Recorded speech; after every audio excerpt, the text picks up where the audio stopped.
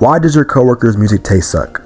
Is world's first black person, and today we're going to go through a very important question that we all asked ourselves. Whether you're pushing carts at Walmart, bagging fries at McDonald's, or making pizzas or something, it's always going to be that one coworker who just has a odd music taste. You always ask them, what you playing? And it's just some bullshit. Every combo with them kind of sounds like that Buzz and Woody video. No Cardi, no Uzi, no nothing? Woody, I like rap just as long as it's none of that gangster shit. Oh my god, what the fuck do you listen to in your spare time? I like respectable artists like Eminem, Tom McDonald, and various other rappers What? Listen, Woody, aside from the 90s rap I dabble into like Tupac, I generally like a wide variety of death metal, Imperial German marching music, video game OSTs. That's what brings healing into my soul. And you, my friend, like that mumble rap garbage that gangsters listen to. Nigga, you have no swag! I'm recording this at 2 a.m. and I really was inspired to make this video because I just got off a night shift and I personally love to interact with my coworkers. So I tried to let them know, hey, I'm going to Camp Flog Gnaw this November. I'm really excited for it. And this nigga deadass told me, what is that? And proceeded to tell me about his Discord server that he moderates. And he wasn't even taking that like a joke. He was getting his Apple Watch out, smacking that shit like he was Ben 10 trying to ban niggas. And that's just one guy, okay? I have multiple very odd coworkers. This one guy is just playing music on his phone out loud as if we want to hear that shit. And to make it worse, he's playing Dax and Trippie Redd in 2025. I look over, he's also playing Jelly Roll, of course, so I have him in the back of this video. But I actually think the real reason why these people have such bad music tastes, two basic things, time and capitalism. And these two things obviously play into each other. Usually that coworker with a really bad music taste is a bit older. That's where time comes into play.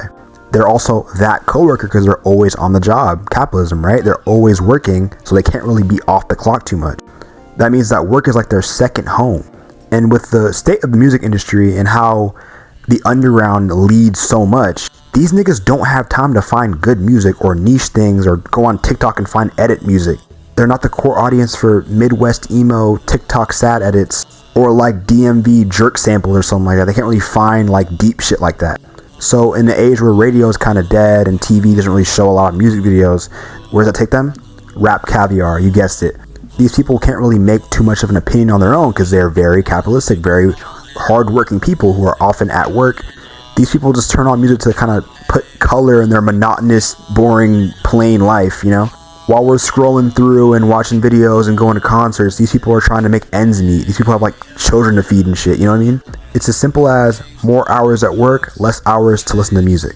And I love music personally. I found a lot of artists through TikTok and SoundCloud, very personalized algorithms that know what I like. Since that one coworker you're normally a bit older, with more responsibility and less time to be pouring bio data or whatever, just like analytics into an algorithm for that algorithm to spit them out actual good music. So for me, I found so many, I'd say hundreds of good songs and listened to so many good artists from TikTok algorithm, certain things being pushed onto my feed, like even a 2-second riff that sounds good. I'm like, okay, that's fire. Let me go on SoundCloud and find it. I think some people might think this is a crazy comparison, but I think music is kind of like porn.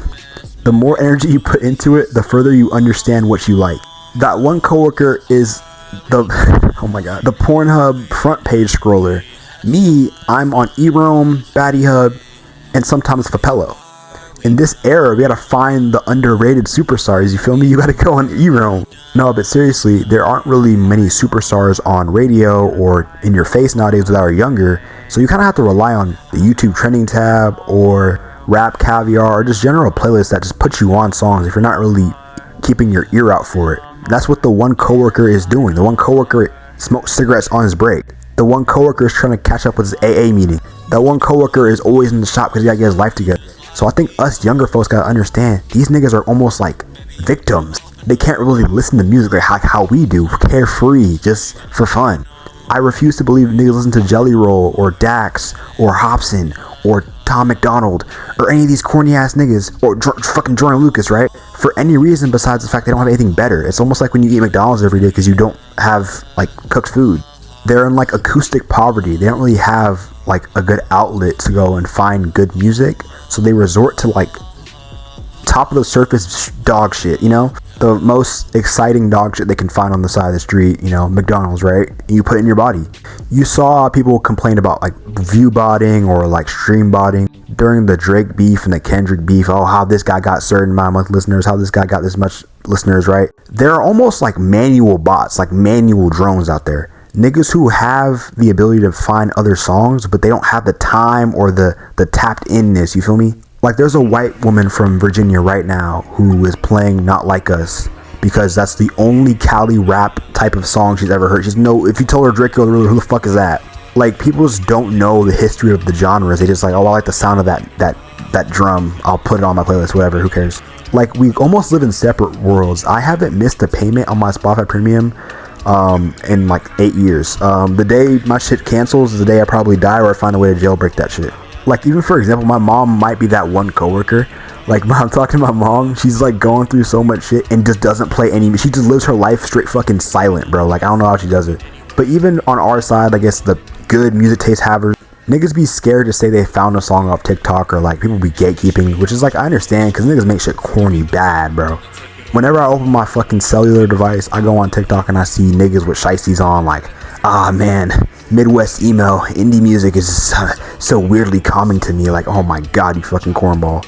But the death of the radio star, like the death of major like pushing of music, I guess, you know, where a label makes you and promotes you before you promote yourself, genuinely makes sense. In general, people are a brand. I don't care about a label more than I care about a person or a person's output.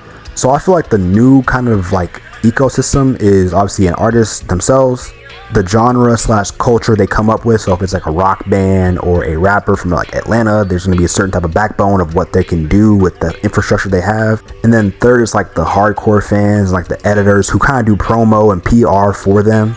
Like case in point, Playboy Cardi fans, like dick sucking year round 24/7. Like we live in the age where Twitter followers and general just fans and stans build the PR for the artist and do the promo for them. Like looking back, I remember seeing LaserDim 700 on Twitter like a year and a half, 2 years ago, posting random videos. Niggas would like laugh at him. I'd go on TikTok, I'd see him go live like for the whole day. Xavier So Bass got recorded dancing one time, he went viral. Netspend got laughed at for being like a 15-year-old tweaker twink white boy, you know? And I say this to say, in general, these are like niche micro internet events that we kind of all know if you know the artist, if you're in that niche community, when that first hearth area, right, of the ecosystem. The one coworker never even hears about this shit. He's not even in the game. He's not loaded in yet. He's lagged out. So in general, they're gonna have like shit taste. They're gonna be listening to stuff that you just found, like, oh, I heard this one day in the club, I heard it while shopping at Macy's, you know what I mean? So in general, these guys are kind of victims of capitalism, and they're almost their own hustle culture. They can't sit down and enjoy the deepness and the beauty of music. I feel like the major label push is gone. It's dead now. The radio star is gone. So what you put into music now and how much you put into interacting with music kind of tells you what you're gonna get out of it. And these people don't really have expendable time to just sit down and watch YouTube videos and random old recordings and underground SoundCloud, you feel me, unreleased songs. So essentially that's why their music taste is always at. But yeah, that's what I think. If you have any other comments or ideas, if you ever had a weird ass fucking coworker who had like really weird likes and dislikes about music, let me know in the comments. Make sure you like the video, sub, do all that. Expect a Alex G headlights video to come out when that shit comes out next week. I think this Friday it comes out. I might drop a clips video pretty soon too. I like the album that you dropped, so stay tuned. Thank y'all.